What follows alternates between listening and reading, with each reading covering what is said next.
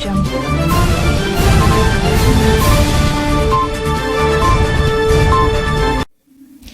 C'est l'heure du journal. Mesdames et messieurs, merci de nous avoir choisis pour vous informer. Soyez le bienvenu.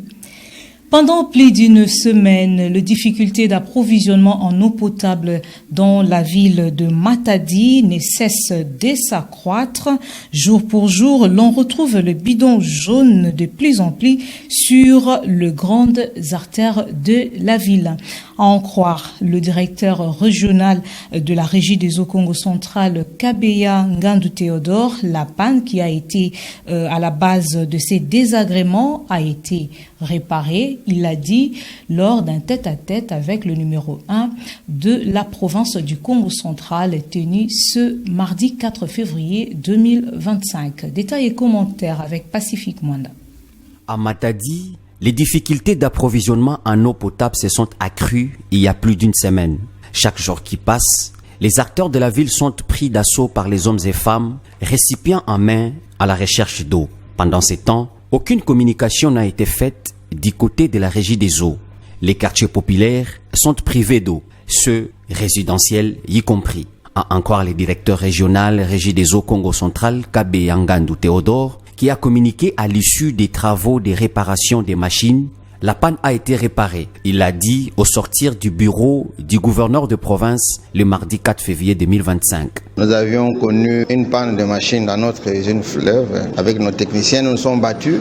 La situation a été rétablie, donc nous allons retrouver notre fonctionnement comme d'habitude. En dépit de ces assurances, la situation demeure désastreuse. Ce mercredi 5 février, les bidons jaunes ont circulé à travers la ville. Cette dame nous explique les faits. Que les autorités nous trouvent une solution. L'eau est devenue très difficile. Je suis arrivé ici à 4 heures du matin jusqu'à 8 heures. Les enfants devaient aller à l'école, mais ils ne sont pas partis faute de manque d'eau à la maison.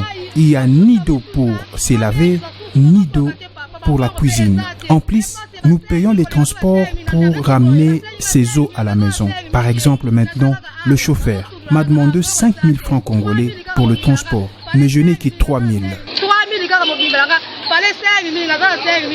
Enfin, elle trouve un moyen de transport avec 3 000 francs. Au total, les dépenses effectuées sont à l'ordre de 8 000 francs, sans compter les énergies. Après plus d'un mois de son arrêt suite à la montée des eaux du majestueux fleuve Congo, les travaux de construction des dallos sur la route Sampa située dans la commune de Nzadi, dans la ville portuaire et historique d'Eboma, ont repris ce mardi 4 février 2025.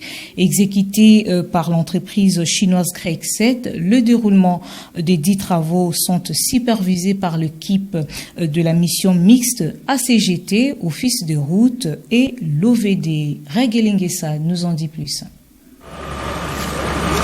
Quelques mois après son arrêt, occasionné par la montée des eaux du majestueux fleuve Congo, les travaux de construction d'Idalo situés entre la route Office et celle de Sampa dans la commune de Nzadi, dans la ville portuaire et historique de Boma, entrepris le mardi 4 février 2025.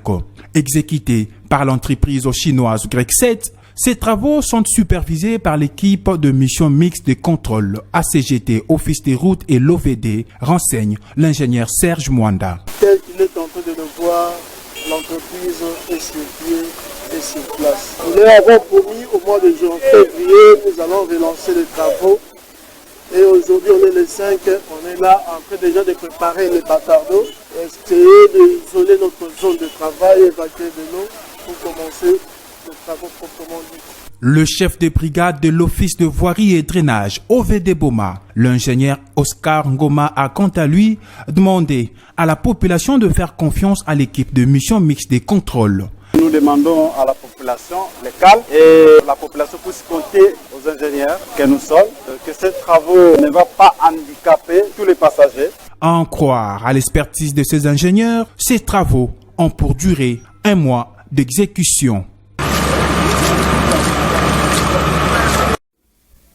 Les représentants des confessions religieuses dont l'Église protestante et l'Église catholique ont présenté leur projet pour une voie de sortie de crise en RDC sans bain des sangs, dénommé Pacte social pour la paix et de bien vivre en RDC et dans la région du Grand Lac. Ils étaient dressés par le président de la République Félix-Antoine Tshisekedi Tshilombo, les présidents de l'Assemblée nationale Vital Kamerhe ainsi que par l'opposant Martin Fayulu Madidi. Les détails avec Glodino Lucano. Faisant suite à la situation sécuritaire dans la partie est de la République démocratique du Congo, les représentants de la conférence épiscopale nationale du Congo (CENCO) et de l'église du Christ au Congo (ECC) ont réfléchi sur un projet de sortie de crise dénommé Pacte social pour la paix et le bien vivre ensemble en RDC et dans la région des Grands Lacs. Pour ce faire, ils ont entamé une série de consultations des acteurs politiques clés du pays. Ils ont été reçus lundi 3 janvier 2025 par le chef de l'État, Félix-Antoine Tshisekedi, question de lui présenter les 10 projets qui visent la cohésion nationale et la paix. Au sortir de leur entretien, les représentants de ces deux confessions religieuses se sont exprimés. Les deux églises ont pris l'initiative de concevoir ce projet et aujourd'hui, nous sommes venus le lui présenter. Il a reçu ça avec beaucoup d'attention. Les églises ont estimé qu'à cette étape des événements, il était beaucoup plus important d'amener une proposition concrète susceptible de créer un consensus national. Le chef de l'État est revenu sur 2 mots-clés. Le premier, ce qu'il dit, il nous faut la cohésion nationale. Et le deuxième mot-clé, il nous faut la compréhension commune sur le défi qui pèse non seulement sur la personne de Félix Tshisekedi, mais sur le destin de notre pays. Cette délégation a été reçue le même lundi à l'Assemblée nationale par le président Vital Kamerhe Lwakaningini pour la même fin. Le mardi 4 du même mois, soit le jour suivant, c'était le tour de l'opposant congolais et président du parti politique ECD à être consulté. La rencontre s'est déroulée dans sa résidence privée à Kinshasa, la capitale congolaise. Nous sommes là dans le cadre des consultations qui ont été déjà annoncées depuis hier pour présenter notre initiative des pactes social pour la paix et le bien vivre ensemble en RDC et dans la région des Grands Lacs. Et c'est ce qui nous a amené aujourd'hui chez le président Martin Fayulu. À travers ces projets, le leader des confessions religieuses de l'église protestante et catholique rêve la fin de la guerre dans la partie est de la République démocratique du Congo sur la voie d'un dialogue. Sur demande du chef de l'État Félix-Antoine Tshisekedi Tshilombo, le Parlement congolais est en pleine session extraordinaire. Le plénière d'ouverture ont eu lieu mardi 4 février 2025 dans la ville-province de Kinshasa. L'apport de représentants du peuple sur la situation sécuritaire qui prévaut à l'est de la République démocratique du Congo est évident. Nous vous convions de suivre les détails dans ces commentaires. L'ordre du jour comporte le point ci-après. Premier tiret. Adoption des stratégies diplomatiques et politiques concertées pour une sortie des crises à l'est du pays. Deuxième tiret, présentation à la nation de 2 nouveaux membres de la Cour constitutionnelle nommés par ordonnance d'organisation judiciaire numéro 25/137 du 13 janvier 2025.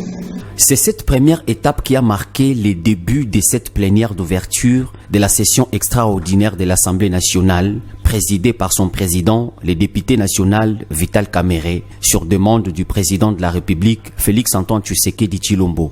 Le commandant suprême des forces armées de la République attend avec impatience l'apport des élus nationaux sur la situation sécuritaire qui prévaut dans l'est de la République démocratique du Congo. Nous sommes tous et toutes les soldats de la nation. À ce titre, chacun de nous doit prendre la mesure de cette tragédie et puiser dans ses ressources intellectuelles et morales ce qui est nécessaire pour qu'à l'issue de cette session, nous formulions à l'intention du chef de l'État et de notre peuple les recommandations les plus appropriées pour alimenter les volets politiques et diplomatiques du plan de sortie de crise. Ce que nous allons faire comme contribution sur le plan diplomatique, sur le plan politique, devra tenir compte des erreurs que nous avons commises dans le passé.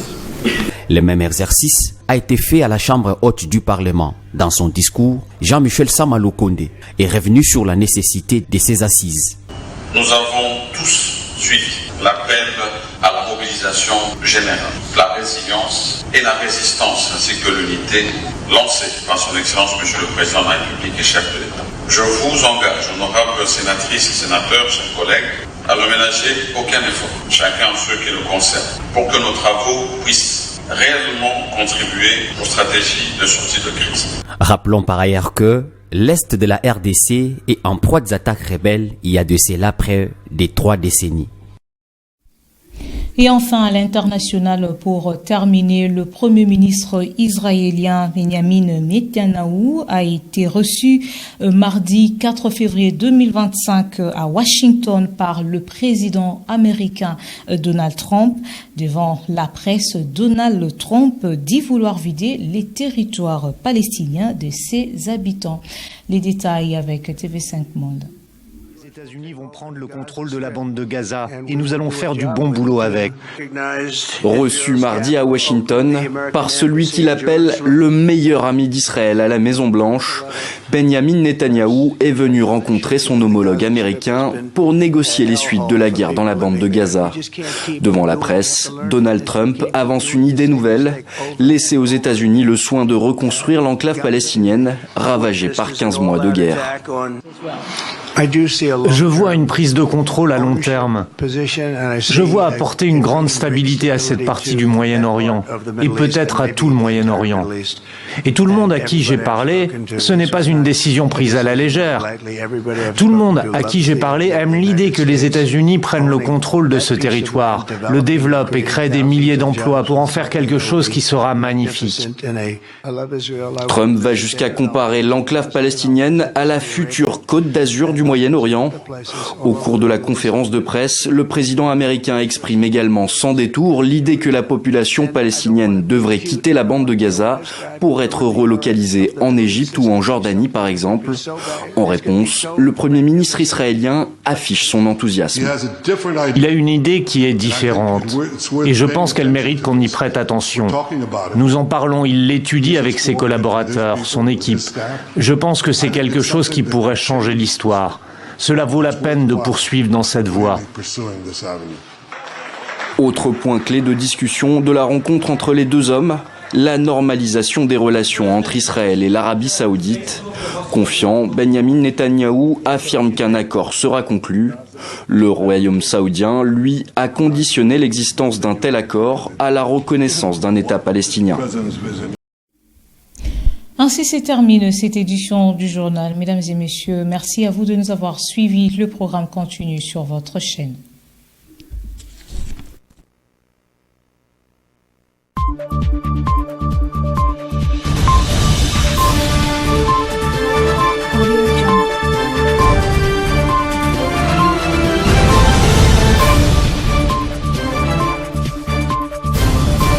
Audio Jungle.